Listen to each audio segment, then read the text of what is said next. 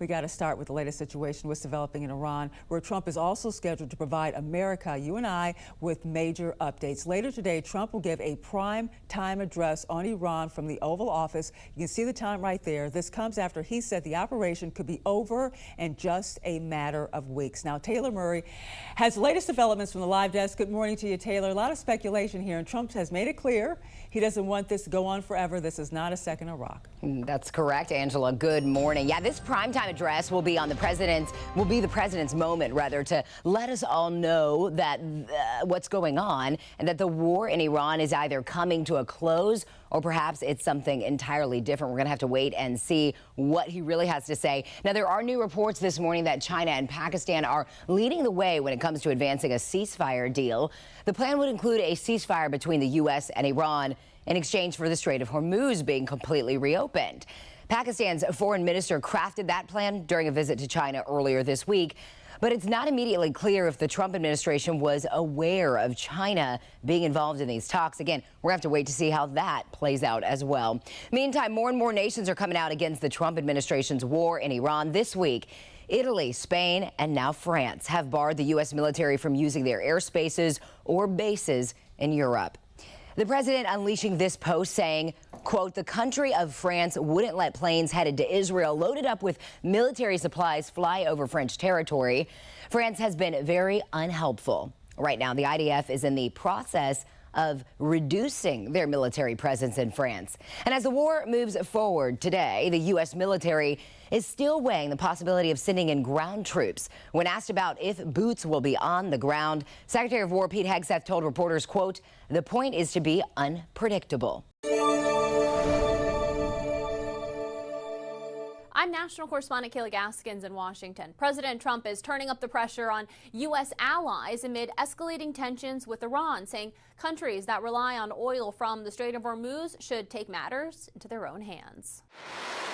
As tensions remain high in the Middle East, President Trump delivering a blunt message to countries like the United Kingdom that are dependent on oil from the Strait of Hormuz, writing, build up some delayed courage, go to the strait and just take it. Go get your own oil. This is an international waterway that we use less than most, in fact, dramatically less than most. The comments come as the Strait of Hormuz, a critical global oil choke point, remains largely closed and under Iran's control, sending shockwaves through global markets.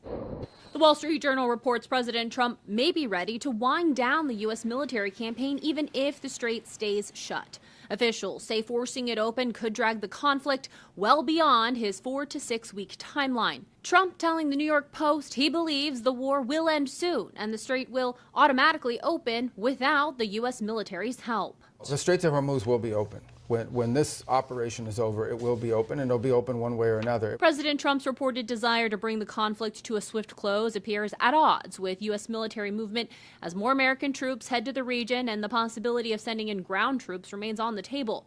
On Monday evening, Trump posted a video of massive explosions to Truth Social amid new attacks on a large ammunition depot in Isfahan. The U.S. reportedly using 2,000-pound bunker buster bombs for the strike. Defense Secretary Pete Hegseth saying Tuesday talks with Iran are active and gaining strength. We don't want to have to do more militarily than we have to. But I didn't mean it flippantly when I said, in the meantime, we'll negotiate with bombs. As part of the deal to end the war, Iran is asking the U.S. to accept their indefinite control of the Strait of Hormuz, something Secretary of State Marco Rubio said neither the U.S. nor the rest of the world will ever accept. In Washington, I'm Kayla Gaskins.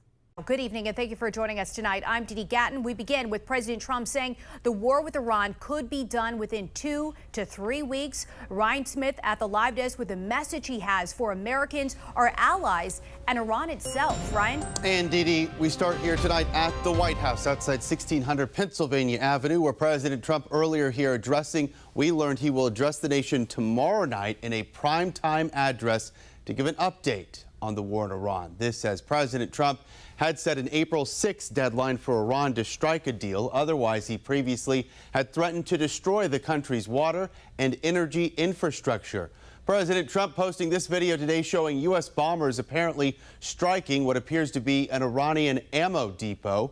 Secretary of State Marco Rubio on Fox News late tonight backing up the White House's reported timeline of weeks, not months. You stand by weeks, not months, away from this conflict coming to an end, sir?